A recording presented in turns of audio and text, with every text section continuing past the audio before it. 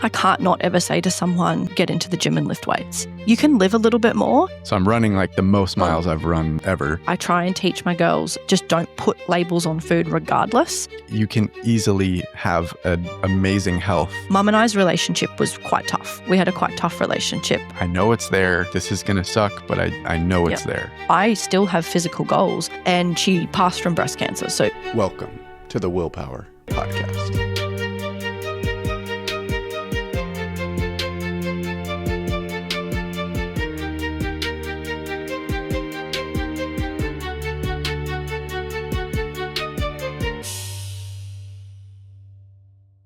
Let's talk about strength to start, since like you said, that's kind of your main deal. What is strength? How do I build strength? Like, where do you start with people? In terms of physical? Yeah, I'll start with physical. I'll give the easiest answer I can give you. And I'm so biased when I say this as a strength coach, but get into the gym physically, like lift weights. It's honestly the simplest answer I can give you from a physical point of view. But there's just so much research and so much evidence to back the benefits, especially for women.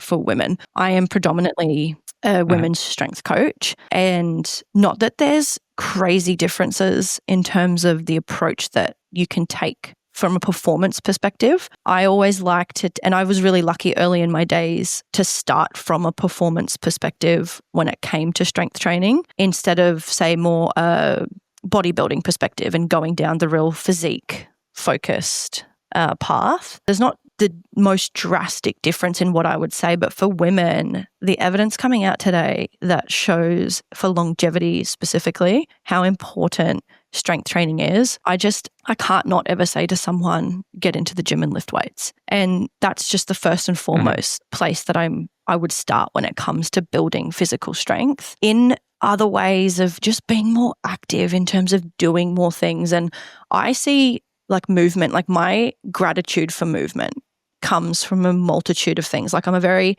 outdoorsy, I love doing things, I love adventuring, I ride dirt bikes. Like I am so grateful for my physical strength, because if I didn't have physical strength, I don't know how I would operate a 100-kilo dirt bike. Like it just wouldn't. There's times I've dropped it out in the bush, and I think back to saying, thank goodness for strength training, because I don't know how I would have gotten out of this particular situation. So it's just things like that where I feel like when you feel stronger within yourself physically, like strictly physically, you can live a little bit more. So I can't, for someone, especially for what I do with women, and when they come to me and they want to feel stronger on all levels, I'm like, we want to lift weights, but that doesn't necessarily mean, and I think a lot of people, because we fall into the space of maybe copying athletes and people who are performing at really high levels, and I think people get scared by that. They think that that's their end goal, or that's where they need to be tomorrow. Or I'm like, no, like that takes years, first of all, years and years and years and years. But you just lift where you're at. Like if that's 5 kilos, that's 5 kilos. That's amazing. And I think what scares people away is thinking they have to turn into a power lifter, a weightlifter, like a professional level.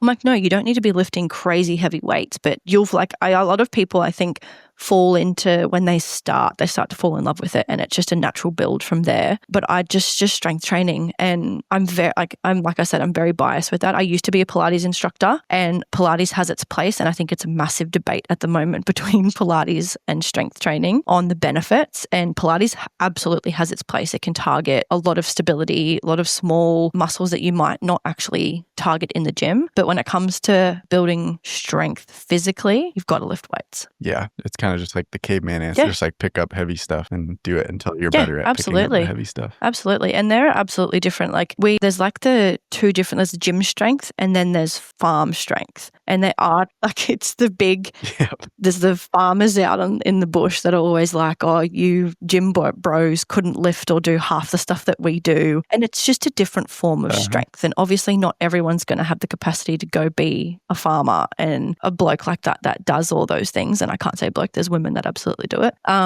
But for the people that can't, that's where we utilize the gym, and we can lift heavy and we can do things. And there are definitely two different forms of strength, but absolutely, it's just lift heavy things. Yeah. So where do you fall, like, because you talked a little bit about physique and like bodybuilding and that whole train of thought. Because like being human and having an ego, like that does play a role in most people going to the gym. It's like, okay, I want to look better. So how do you balance that with pursuing like these different goals of strength and longevity and like genuine health versus show muscles? I actually, and it's really funny because like when I go down the performance path, there is nothing wrong. And I really try to speculate this. There is nothing wrong with wanting to look better. There is nothing wrong with wanting to love what you see in the mirror and have a physique that actually makes you feel proud. Like there is nothing wrong with that. But yes, there is a line where the ego can start to take over and it can start to control, I guess, the obsession that we have, that we, I guess, lose focus on what's actually important. And I think that's the line when I say, now you need to start putting performance in perspective. You need to start putting health. And I was lucky enough when I fell into the path of training and exercise because I used to play sports my entire life. And the day I decided to do an exercise science degree at university, I remember it was the end of school, high school, and it was the decision we all had to make. What are we doing? Are we applying for uni? Are we all the things? And I went, okay, I've only played sport my whole life. What am I good at? Playing sport. Okay, well, I'm going to do an exercise science degree. That's the literal decision. And one of my other friends happened to be doing it too. And I was like, a bit of safety. Okay, we can go down to uni together. We can find a share house. Like there was a bit of safety in that. So then I made that decision. From that decision, I went down a performance route naturally from exercise science. And when I went down that performance route, I was lucky enough to fall into the hands of people who prioritized performance. And I learned very quickly the impact that can have from a longevity perspective. But also at the same time, they had the perspective of looking good and prioritizing. So that balance came in really early in life. And I grew up with a mother who prioritized energy, who prioritized health. She was a naturopath. So I've learned from a really young age the importance of focusing on those things. So while for me, my personal journey with it, which I think is where I find that line really easily and I help guide people on it, is never to sacrifice the energy, your health, your mental health, like all the different realms. And that's where that line kind of comes in. So if you're falling into a bit of like obsession with the physique, and that's where that ego kind of comes in, fall back on all the others. Mm-hmm. So I always prioritize like whatever decision I'm making, does this support my health? If it's for my physique, whatever decision I'm making, does this support my longevity? Whatever decision I'm making, is this at the sacrifice of my energy, of my mental health, of all those things? So when I guide someone down the path of if someone comes to me and they're like, I want to improve my physique, I'm like, great, we absolutely can do that. But we're going to do it from the perspective of getting stronger, of building more energy, of manipulating little habits and little factors that will absolutely shift your physique. But it's from the perspective of I'm doing this to improve my performance, my energy, my everyday human. And I think that can, I don't know, I've grown up in gyms. When I say grown up in gyms, when I started university, I had not entered a gym my entire life. So how old was I when I went to university? Like 19, 20. At that point, I had never stepped into a gym ever. And then when I did, like I said earlier, I fell into performance training really quickly. And it was from that lesson that I realized that the benefit of chasing performance and like learning that reaps physical benefits faster than if you like, it was as soon as I stepped foot into those gyms, it was like, leave your ego at the door. And I left and I got taught that from a very young age. And I went, well, like very young journey of when I first started strength training. And I was like, leave your ego at the door. Like, what do you mean? What do you mean? And then there were moments when I'd capture that and I'd see it and I go, oh, I understand. Because when that ego starts to take over, you can start to see the, I guess, habits and the energy and the choices that people make through that ego that aren't supporting their longevity. They'll lift too heavy weights, and that's just, we know what happens when that starts to happen. We're not moving towards our goal any faster, but we're also doing a detriment to go back to those things, our health, our longevity, our body, all those sort of things. So I think that's how I kind of draw the line. There's nothing wrong with chasing a physique. It's just about understanding that when that ego comes in, trying your best to clock it, because ego, I think, can come in different ways. Like for a woman, it can come in terms of the restrictive aspect of like ego for men, I think it could be a little bit different to the way that ego shows up for a woman, is we come into that form of body insecurity and seeing certain things and then trying to choose quick fixes. And it's the exact same energy from man to woman. I think it's just that pressure of trying to get to our goal quicker that the ego comes in, that then we start to maybe choose habits and do certain things that we think are going to get us there quicker, but it's at the detriment of all those things. So I think that's just where I draw the line, where I go, chase aesthetic goals, chase physique goals. Absolutely, I do. I do. As a strength coach, I still have physical goals and I'll manipulate throughout different seasons and different little habits, but I'm always thinking first health, energy, strength, longevity before I make another decision. Right. Yeah. Yeah, they're very much in line. It's funny that there is even like, it feels like a crossroads because there's really not. Like when you take things to their extremes. So my example, right now I'm training for an ultra marathon. So I'm running like the most miles I've run ever. And I'm also like the least shredded I've been in like 5 years because I'm not prioritizing like lifting and hypertrophy training. But that's also the extreme. So it's like you can easily have a like amazing health and just like great cardio and a lot of strength. And that's going to go hand in hand with having a great physique. So I definitely agree. I had someone on the podcast recently. His name is Murphy McCammon, and he chooses like one hard challenge every year that he does. And one year he did a bodybuilding competition, and it was crazy to hear his story on that. And he said it was the hardest one. He's done a 100-mile race. He's done an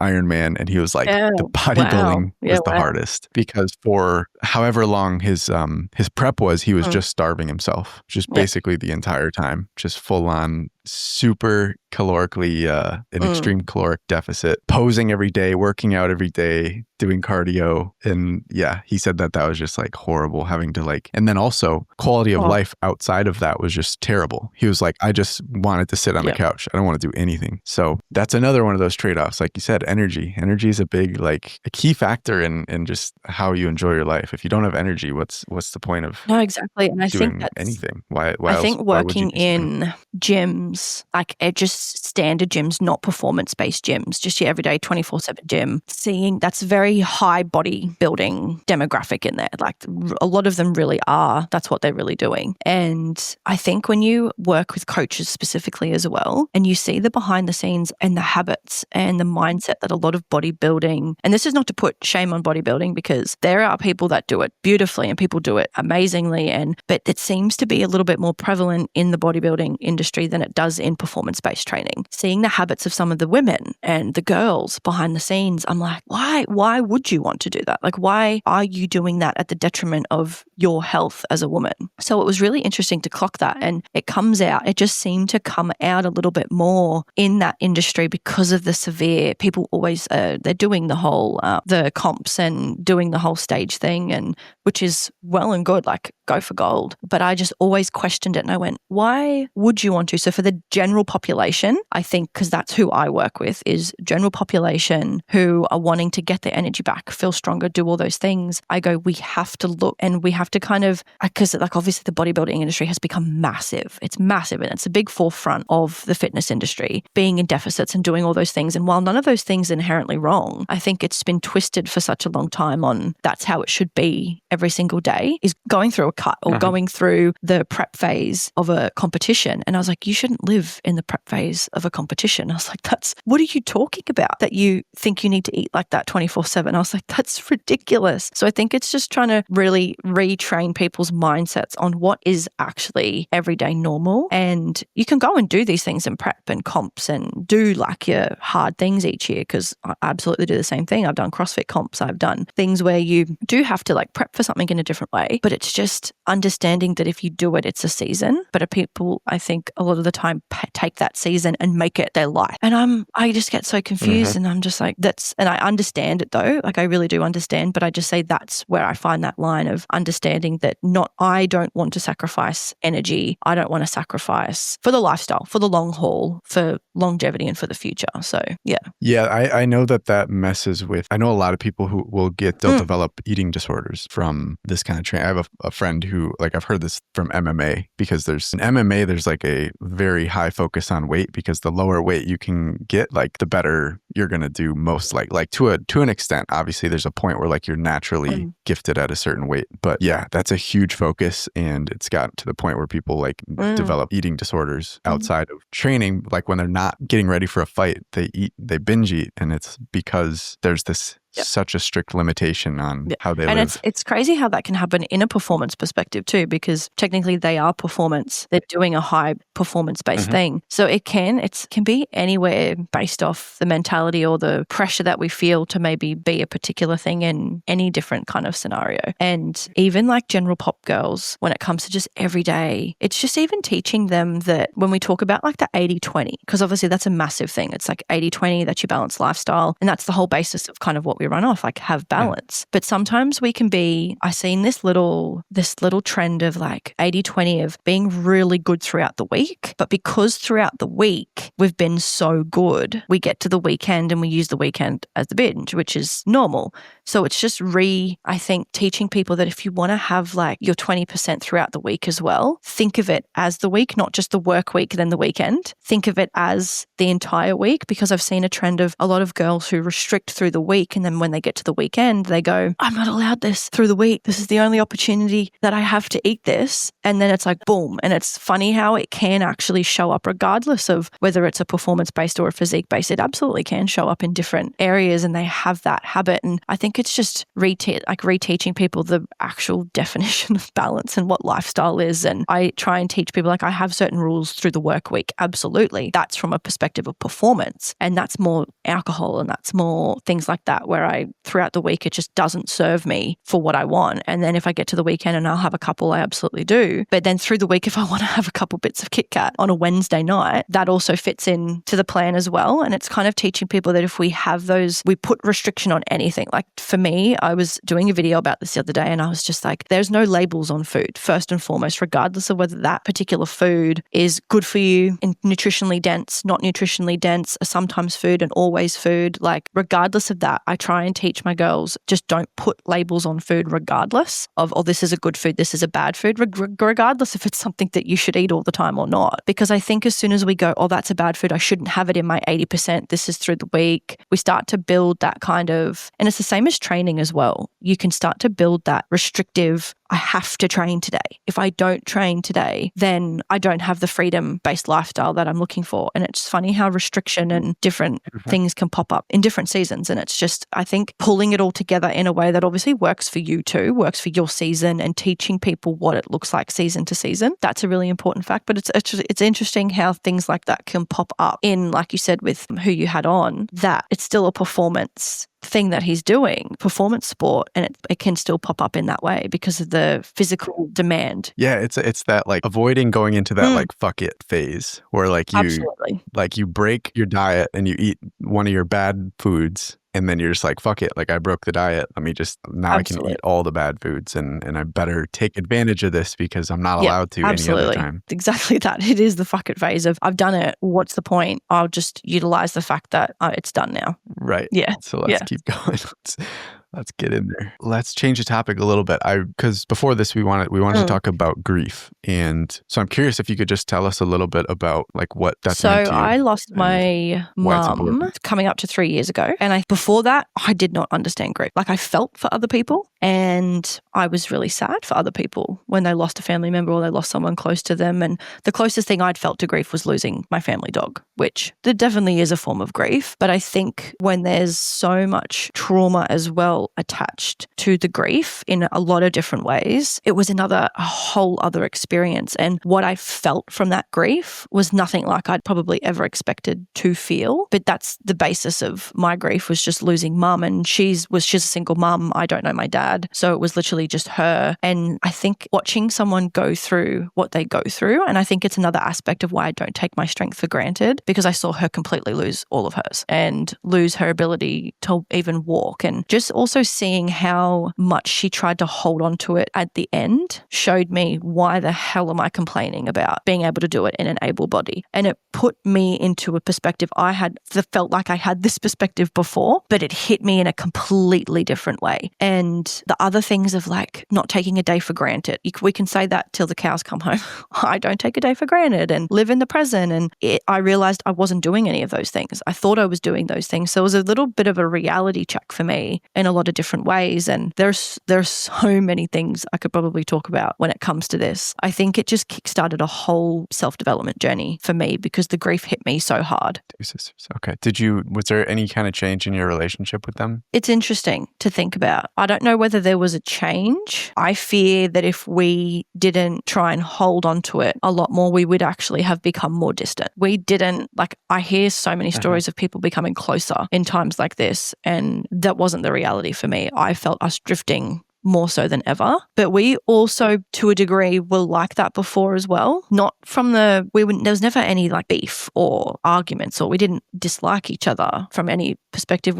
I moved out of home when I was 17. And that was through a lot of like mum and I's relationship was quite tough. We had a quite tough relationship as I was the oldest. We were very similar, very, very similar. And it wasn't until, unfortunately, after she passed that I understood it and I could see it. And I went, oh, we were so similar. But because of that, it was really tough. I moved out of home and I had this big guilt for leaving my sisters behind. And because of that, we kind of created a little bit of a distance. But as their older sister, I was still there for them in any capacity that I possibly could. And when mum got sick, my younger sister was her main carer, which that's a whole nother story on its own. But when we found out, I tried to take as much of that off her as possible. I happened to, luckily enough, not live far away at that time. We'd moved so many times. Mum had moved so many times. My other sister lived about an hour and a bit away. So I was just lucky enough that where we lived wasn't too far. So I could actually be there and show up and take it off her. So I would say that our dynamic beforehand wasn't particularly super strong. And I think that's because we had a form of, I guess, I don't want to say the word trauma because it's not that deep. It's really not that deep. I don't know, we had such separate lives and we were all so different. And I don't think we were taught how to accept the fact that we were so different. And I think we were dealing with our own things that we did separate, and we did really have our completely different own lives that we didn't check in as much as what I think we all would have wanted to. But when mum passed, I don't know, we all have dealt with it in completely different ways, completely different. And that's because we've all had completely different paths when it's come to living in the house, being with mum, all the different things. I've had 10 years of experience of living out in the world by myself before that. So I don't know, I wouldn't necessarily say, we were a stronger unit after. I think, there's like so many different ways I could explain the dynamic and the reasons why I think had that dynamic, like depending on obviously like what we want to talk, like what potentially is relevant. But I don't think we got any closer after, which as an older sister, I tried to hold on to it as much as I possibly can to make sure they're okay. I think it's just a natural habit as an older sibling, but we still check in, and the middle sister has had a kid since then. So we definitely still are in each other's lives. Absolutely. I live with the younger sister in mum's house. It's all worked. I moved back in after she passed to be with her. So like we're still all in each other's lives, but we're just not as close as what I know some siblings are. Like I have my cousins, the closest unit of 3 I've ever seen, but we're just not as dynamic like that. And that could be for, a multitude of reasons, but ones I'm probably actually not, I guess, aware of at this point. I think that's for lack of better words. Yeah. Yeah. And I think that's okay. I feel like there is this pressure that like, I don't know, siblings have to be super tight knit and like you should always be working on those. But I do think there is a place where you can kind of just accept where they are, because I can relate on a lot of levels.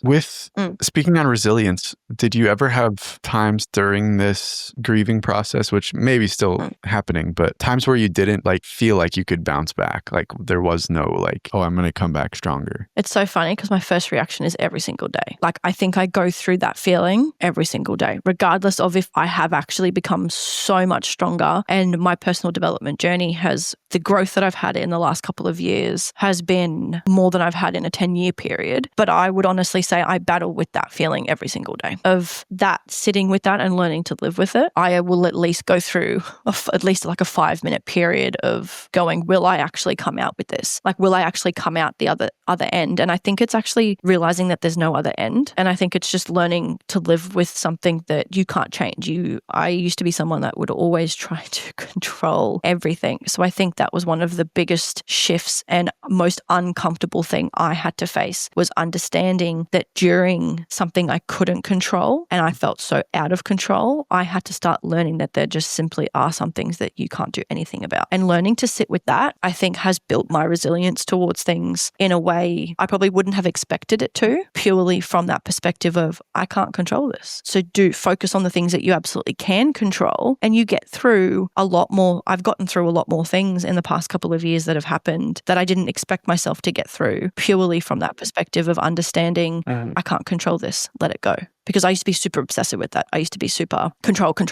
I want to control this. I want to control how my partner's thinking. I want to control how my sisters are doing this particular thing. I want to control my sister's healing journey. Why are they not doing this? Like, I can see how it's showing up in certain ways, like controlling all these little things. It wasn't helping, I guess, me move through sitting with getting through hard things just in general, not even such like a big thing. But when it came to resilience, I understood that moving through those moments and like understanding there's no end to this. There's absolutely no end. It will die with me when my day comes. It was more, and that's the thing, I couldn't control that. I can't control that feeling. It's something that's just unfortunately happened. And when I shifted that perspective to this isn't something that I can control, it's something I can just learn to deal with and I can learn to move through, and definitely choosing coping mechanisms that helped me process it in a way that was actually really healthy. And for example, if I wanted to cry, just cry. Like, I am the strong, independent older sister, had to be strong, had to be the one that was there for everyone, that I always felt like I couldn't admit that I wasn't okay. So there was always times where I wanted to cry and I would just fight it off. And I realized down the track that would fester, and then the door opened and then boom, I'm an absolute emotional wreck. Don't talk to me because I will bite your head off. And I went, well, that's not really serving me very well in my relationship. It's not really serving me very well in the world, in business, in everything. So I think I deal with that feeling every single day. And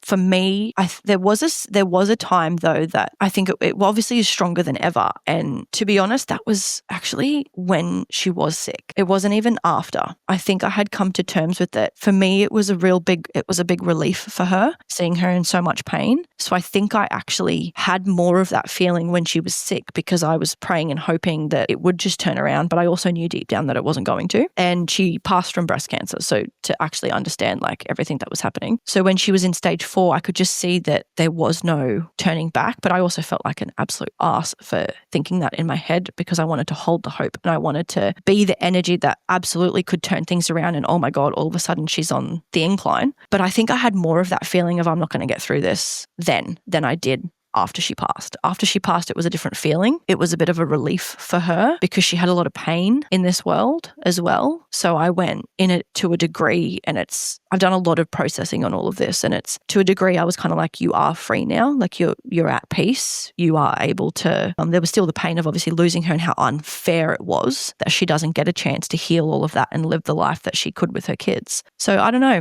I definitely felt like I felt more of that beforehand. I felt helpless. I felt more hopeless than I have ever felt in the world before. And then when something so drastic, and the grief was, and I don't know, I used to think it was so selfish. It was more of a personal journey of like all these things were uncovered after you experience grief that I thought at a certain time, like I'm just trying to think of the right way to like word this. Those little moments of I'm not going to get through this were more personal. I was dealing, a lot of things were uprooted. Like I had really big, not good enough wounds. And I was really like, I'm not good enough. I can't do this. I'm doubting myself. That was more the resilience piece that's what I felt when I felt like I was falling apart, and that was all uprooted. But there were definitely seasons and definitely moments when I felt I'm not coming out from this. I'm not getting up from this. But I have developed over years such a trust in myself. So many things have happened throughout the space of my 29 years. I've always come out the other side, and I really tried to remember and remind myself of that remember the light on the other side of the tunnel. And it sounds so cliche to say that. Look at the light at the end of the tunnel. But like, I really believed that. And I don't know where that had come from, but I think just through life and through the journey, I really was holding on to that. And it did. It absolutely helped. But I would battle that feeling absolutely every single day. I'm on the edge of giving up every single day, genuinely. And I'm not though. And it's a really weird feeling to feel both at the same time, to feel like, am I going to get through this? But I'm also going to get through this. It's a really weird duality in terms of the way that I've felt certain things, but I definitely go through that. And I think it's just because I'm in a season of growth in my life too. And as you would know, when you start something, you're going to confront a lot of things. You're going to go through so many things, and it's not easy in that first season when you're giving so much and not getting so much back. So I feel like just being in that season is why I feel it most days of, I don't think, am I going to get through this? Am I going to get to where I want to be? But also, yes, I am. Yes, it's such a weird dynamic of feeling both at the same time. But to answer your question, I do feel that genuinely most days. There's like a weird swing there. I know exactly what you're talking about with like this like certainty, but then at the same time, this like, oh, but like, but there is a part that's like so certain. I think my closest experience relating to that is like leaving. I left my job recently and I'm working on a project all on my own. And I definitely there's a part of me that's like absolutely certain. It's like, yeah, I'll make it work. Of course this is going to work. I'll be successful with this. And then there's also the like other part of me that like, it seems like they don't even know each other. That's like, why would this ever work? Why could you do this? Are you sure this is going to work? And it's like this doubting part. So yeah, I definitely know what you're talking about there. And then the light at the end of the tunnel, that is such a hard one because you have to just like know it's there. You don't really get to like, you don't get to feel it. You don't really get to see it. You just have to like, I know it's there. This is going to suck, but I know it's there. I have to keep moving. What has that come through just experience of like going through bad days and coming out the other side, or what? Where do you think you get that from? It's just pure trust. And I think it's come from a really long, and it's come from a dark side, to be honest. So it's quite funny how something like that has actually come from the dark side. Through my journey with my mum, and I think, like I said, we didn't have the strongest relationship. We had a really hard relationship, and I had to do a lot of self-regulating on my own and be my own person for myself. I didn't have that from mum, being a single mum, and I don't put any blame on her. I used to put every single piece of blame I possibly could onto her. And it's when she passed that I realized, how can I still be blaming her when she's not even here? And that was a massive wake-up call for me. And that's a whole other path. But I realized, like, I put all the blame on her, and I'm just trying to think of, like, it's just when you teach yourself to regulate by yourself for so long, you build a really big trust in yourself. And that could be, doesn't have to be that way for everyone. It could be another experience. But for me, I just was able to see, I don't know, I had this form of grit and this form of resilience that I could never really particularly piece where it came from. I seem to get through hard things a lot better than most. And I feel like I modeled that from my grandparents, from my mum for sure, because my mum's life was absolutely not easy raising us. But there were so many different things that had happened that I think back and remember, you got through that. You got through your high school breakup when it felt like the world was ending. Little things like that. Like, genuinely, I think back to it and I go, you genuinely thought the world was ending then, Isabella, and you got through it. You genuinely thought the world was ending in this particular thing. You thought you'd completely destroyed your relationship with your mum. You got it back in certain seasons. Was it as strong as ever? No, it's not as strong as you wanted it to be, but that two-sided thing, that was both of our problems. But it just was, I think, from small little moments for so long of backing myself, not backing myself in terms of belief, just backing myself in, you got through that. You actually did. Did you get through it in the most transformative, groundbreaking way? Maybe not, but you got through it. So I could never really piece where naturally I just had this form of grit and resilience. Like, mum was diagnosed when I was 13. That was her first diagnosis. Then she went into remission, and then it came back a couple of years before she hit stage 4, which we didn't really know about. So when I was 13, I wasn't dumb. I was a 13-year-old. I knew she got diagnosed with that. Talking to my sisters after she passed, I realized they didn't know that piece of information. And it wasn't until then that I realized, okay, wow, maybe I just didn't think about it as seriously as what it was, that I was able to get through it to the degree that I did. But I don't know, the light at the end of the tunnel just came from the fact that I really did look back at all the things that have happened, all the little personal things I'd gone through, things I dealt with at uni and life like that. And I was like, you always get through it. You're never stuck. And I really don't know where that mindset came from. I just had it. And it was just the perspective of, you're never stuck. You will get through it regardless of what it is. If you choose that though, it's a choice. And I think I realized I had that even stronger when I was constantly blaming people and putting, the circumstances of this, I can't pursue my goal because of this circumstance, or I can't do this because of this. And I'm blaming her for how I'm feeling. And when I had that bit of a wake up call to realize it's 100% on me, which means the light at the end of the tunnel is up to me. I can control the light at the end of the tunnel. That was that whole journey of, I can't control other things, but I can control my perspective and my mindset, and finding those little things. That's when I started to see the light at the end of the tunnel regardless. And I had that perspective, I think, around the same time as I'm really grateful that I clicked that before she passed too, because it became stronger after, because I dived into self-development world. I dived into my own personal development after as like a bit of a healing journey from it as well. But I think when I did that work, I was able to see my perspective on choice and change. And the light at the end of the tunnel is completely dependent on you and how you see things. And you know how we like said before about that, the duality of having doubt, but also the belief at the same time. And you're like, how can I have both at the same time? And I'm like, that's the most beautiful, that's probably the best lesson that I ever learned in my self-development journey, was the duality of life, was how you can feel two things at the same time. Like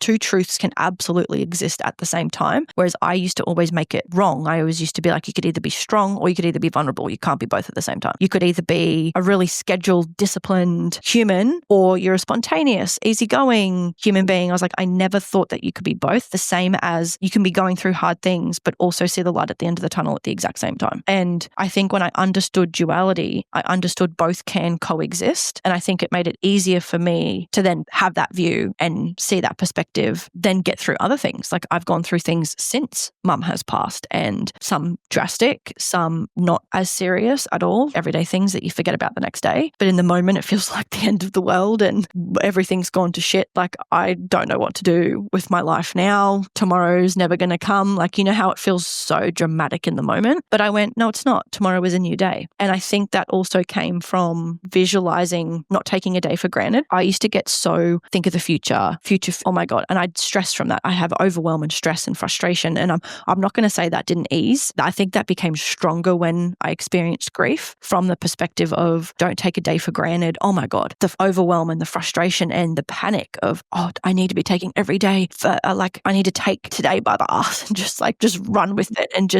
then that would then create a lot of pressure and unnecessary pressure. So I don't know, there's it's just the cool duality of seeing both. But I feel like the light at the end of the tunnel came from just the little moments of choosing, understanding that I get to choose to see it. And that was it. And I just have to remind myself in those moments every single day, I'm like, tomorrow's not going to come. This is the end today. That's how dramatic our minds can make it feel in the moment. And I just have to remind myself, no, the next 5 minutes will come and you'll probably actually be okay. Then the next hour will come and then you'll probably be okay. It's just a choice to see the light at the end of the tunnel, but also choose to do something that pulls you closer to it, I think. It's so funny, this going through this experience made you more grateful for the time you have, but then there's also this anxiety and pressure. I'm like, oh, now I need to take advantage of everything. And I got angry. I got really angry for that in a season. I had a short couple of months of being so mad at that I went, why have you done, why have you made me feel this way of pressure? And because I had a really big wound of not being good enough, nothing that I ever did to take action in my life ever felt like it was enough. Even though when I really could look at it, I went, it's been a couple months. You're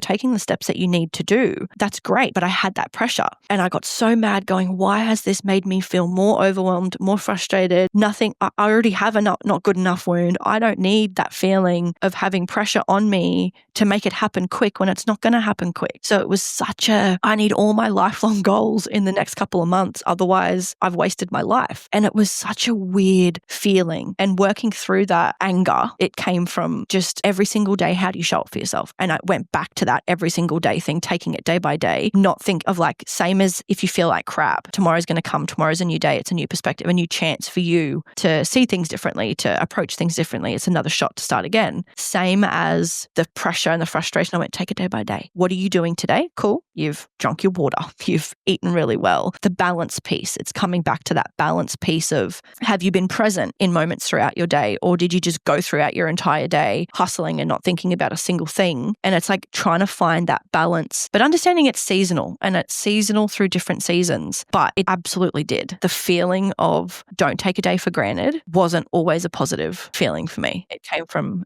I was so mad. I was like, I'm not doing everything I need to be doing. I'm not successful today. I've decided it. It was like an entitlement. It was like the minute that I decided I should have it, I thought that I needed to get it today. And it was really toxic. And I went, that's when the anger stemmed. I was like, I know it's not meant to be that way, but why do I feel that? It was actually genuinely mad, absolute madness. And moving through that was just, crazy. There is a funny phenomenon I heard about on a podcast, which I totally related to, but it's AI anxiety, which is basically the anxiety that you're not doing enough with AI. I'm not using ChatGPT to do all of my automations and all that. And there's this whole area of my life that I'm still doing. And it's so funny that like we can be given these gifts, like what you said, like this gift of like gratitude, like, okay, I'm not going to take any day for granted. And then we almost become a slave to that now. Like now, okay, now I can't ever miss out. And then there's more anxiety, even though we were given a gift in the 100%. Beginning. And I think it comes back to the end. I've really been thinking of this recently a lot more too, is comes back to that. I use this kind of example when I'm talking to my girls about it, of it like it's called a pendulum. So like the duality piece of two truths can coexist and understanding there's a balance to everything. And I think this has helped me stay grounded through the don't take a day for granted, but also the other side of things of don't panic and stress and rush it.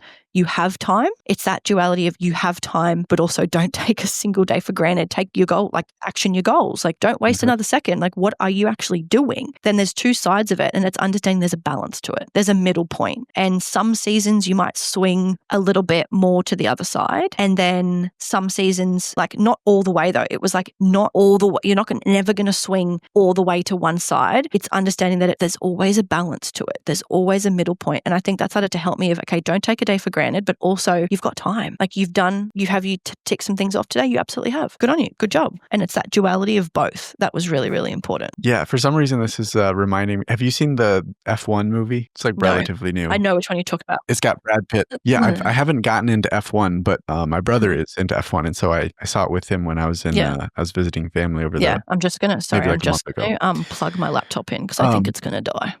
No worries. And anyways, there is a part in the beginning where the crew that like changes the tires, they keep messing up and they're taking like 10 seconds when it should take them like 4 seconds. And they start using the saying throughout, which is slow is smooth, smooth is fast. And I think when we take this like frantic nature to life where it's like, I need to be doing so many things, like I'm not doing enough. And you have this like, I need to be moving faster. You lose that smoothness, which is like that slow, relentless, just continuing where it's like, I have my goal. I'm just going to continue marching towards that thing and like, knocking off, a couple things every day and I'm going to get there. Versus if I'm moving at that frantic pace, it's like, I'm not clearly directed. I'm not moving smooth. I'm probably burning out along the way. Things are not like, I'm not going to get there. It's not the actual fast way. 100%. And it's the whole hare and tortoise. I think that's the same concept. Yeah. The whole hare and tortoise of like the tortoise tries to sprint and ends up not getting there, whereas the hare tries to sprint and doesn't end up actually crossing the finish line. And then the tortoise is taking a constant, consistent step.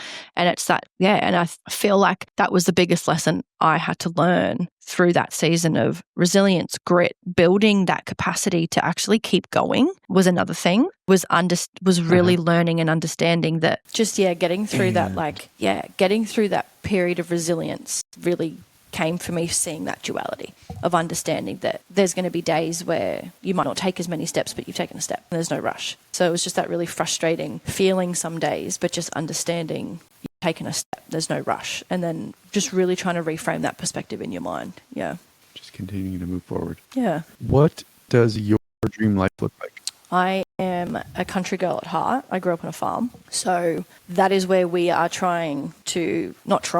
that is where we are taking steps. The steps, like I wish I could have that tomorrow, genuinely. But that is where we are taking steps to get back to, is the country life, a slower life, adventurous. We're very big, me and my partner are very adventurous people. He grew up on a farm.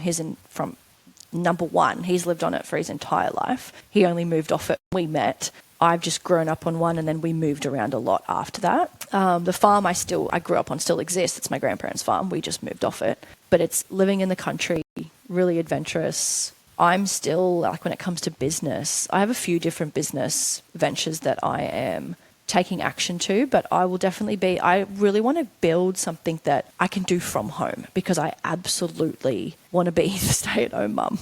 Like I genuinely do, but I still have a passion to fulfill and I have a purpose that I know that I want to fulfill. So being able to create that on a house, on property, living the life that we want to live that then supports our kids, supports us, all that sort of thing. That's like the picture. That's definitely the picture of what we want to do. Yeah. It's always such a hard question to answer of like, what does your dream life look like? Like everything? Yeah, can I do everything? It's a hard one. It's fun to think about every once in a while. That's why I like to ask it. Yeah, but no, definitely, Um, definitely a rural, country-based lifestyle. Awesome. Well, Izzy, thank you so much for coming on. Very inspiring story to hear. I know, like you've been through some very challenging things, and just seeing the way you move through it, it's awesome. So, do you want to tell people where they can find out more about you? Instagram, I think, is the Coach Izzy. So coach.izzy, ISSY, would be the number one place you can find me. Just on Instagram. Perfect. And we will make sure to link in the show. Awesome. Amazing. Bye, everybody. Thank you so much for having me too. It's really nice to chat.